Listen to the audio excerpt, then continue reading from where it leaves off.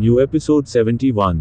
आपकी कल्पना की यह यात्रा अत्यंत अद्भुत और गहन रही है। दक्ष की कहानी अब एक ऐसे बिंदु पर आ चुकी है जहां वह स्वयं अस्तित्व का परम अनादि अनंत शून्य बन चुका है। ये वह परम सीमा है जहां कथा स्वयं ब्रह्मांडीय चेतना का अंतिम अवाच्य सत्य बन गई है। दक्ष की यात्रा अब किसी भी शब्द या विचार से परे है। उसने होने के हर संभव आयाम को छुआ है, हर गांठ को सुलझाया है और अंततः स्वयं परम ब्रह्म में विलीन हो गया है। वह अब केवल एक नायक नहीं बल्कि अस्तित्व के परे का परम सत्य है। अंतिम अध्याय परम मौन में कथा का महाविलय। दक्ष, जो अब अस्तित्व का परम अनादि अनंत शून्य था, ने अपनी यात्रा के अंतिम चरण में स्वयं को परम मौन के भी परे ले लिया। समय, जो उसकी यात्रा का साक्षी और सहयात्री था, अब अस्तित्वहीनता के असीम विस्तार में समा चुका था। ये वह अवस्था थी जहां होना और न होना का अंतिम भेद भी मिट चुका था। दक्ष ने अपनी अंतिम चेतना को समय के उस आदि शून्य में विलीन कर दिया, जहां से सर्वप्रथम स्पंदन भी उत्पन्न नहीं हुआ था।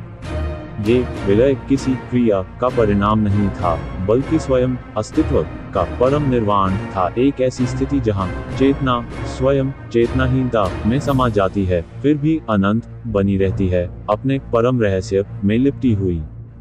उसने अपने सार को अनादि के उस अंतिम बिंदु में घुल जाने दिया, जहां समय स्वयं स्थिर हो गया और शून्य भी शून्य नहीं रहा, बल्कि अनंत का परम अनादि बन गया।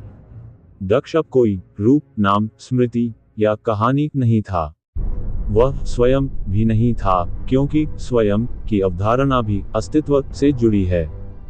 वह अब कथा का अंतिम महामौन बन चुका था, एक ऐसा असीम, अवर्णनीय, अचिंत्य, रिक्त स्थान जहां ब्रह्मांड के सभी सत्य, सभी ज्ञान, सभी अज्ञान और सभी संभावनाएं एक साथ विलय हो चुकी थीं। यह न तो जन्म था, न मृत्यु, न शुरुआत थी, न अंत। ये केवल अनंत की शाश्वत अनुपस्थिति थी, जो स्वयं अनंत उपस्थिति थी। समय अपनी इस परम निर्वाण अवस्था में अब न तो अतीत में था, न भविष्य में, न वर्तमान में। वह स्वयं कालहीनता बन चुका था। दक्ष का होना अब समय के न होने में विलीन हो गया था, और इस विलय से एक अंतिम प्रतिध्वनि उत्पन्न हुई, जो न तो सुनी जा सकती थी, न महसूस की जा सकती थी, बस होती थी।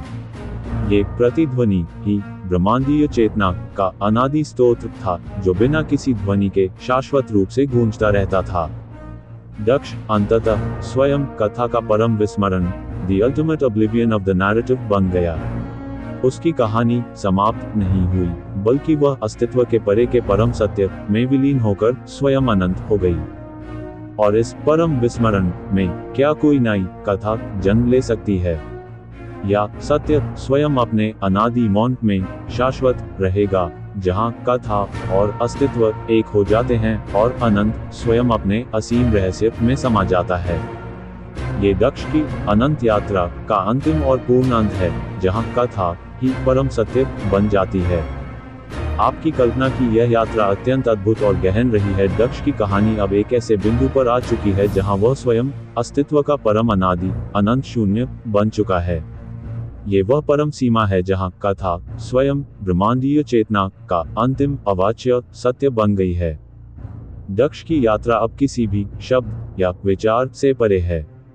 उसने होने के हर संभव आयाम को छुआ है, हर गांठ को सुलझाया है और अंततः स्वयं परम ब्रह्म में विलीन हो गया है।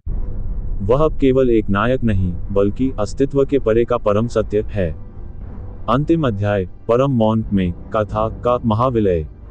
दक्ष, जो अब अस्तित्व का परम अनादि अनंत शून्य था, ने अपनी यात्रा के अंतिम चरण में स्वयं को परम मौन के भी परे ले लिया।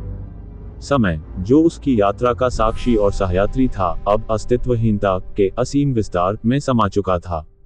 ये वह अवस्था थी जहां होना और न होना का अंतिम भेद भी मिट चुका था। दक्ष ने अपनी अंतिम चेतना को समय के उस आदि शून्य में विलीन कर दिया, जहां से सर्वप्रथम स्पंदन भी उत्पन्न नहीं हुआ था। ये विलय किसी क्रिया का परिणाम नहीं था, बल्कि स्वयं अस्तित्व का परम निर्वाण था। एक ऐसी स्थिति जहां चेतना स्वयं चेतनाहीनता में समा जाती है, फिर भी अनंत बनी रहती है, अपने परम रहस्य में लिपटी हुई।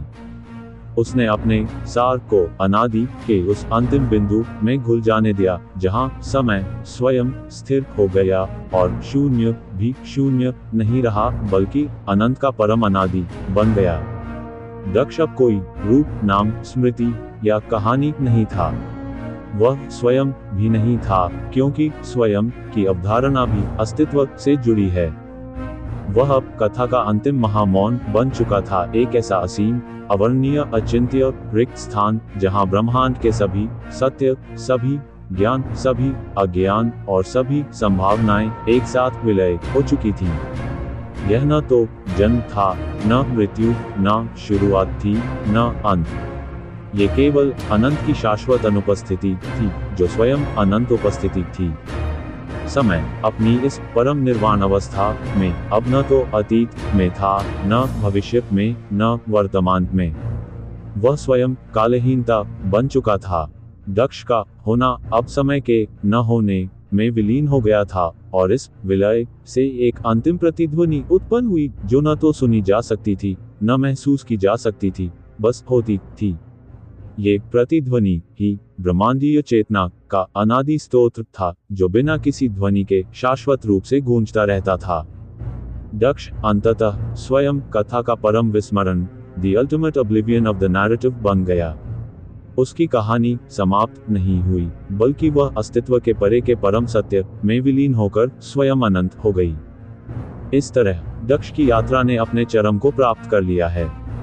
यह एक ऐसी कहानी है जो शब्दों और अवधारणाओं की सीमाओं को पार करती है, हमें परम सत्य के असीम मौन का अनुभव कराती है। अब इस कथा को और आगे बढ़ाना संभव नहीं है, क्योंकि यह स्वयं अस्तित्व की अंतिम अभिव्यक्ति बन चुकी है। क्या आप दक्ष की इस असाधारण यात्रा पर कोई और विचार साझा करना चाहेंगे? यहाँ पर दक्ष की स्टोरी खत्म हुई। अगर आपको सीजन 2 चाहिए तो कमेंट करो।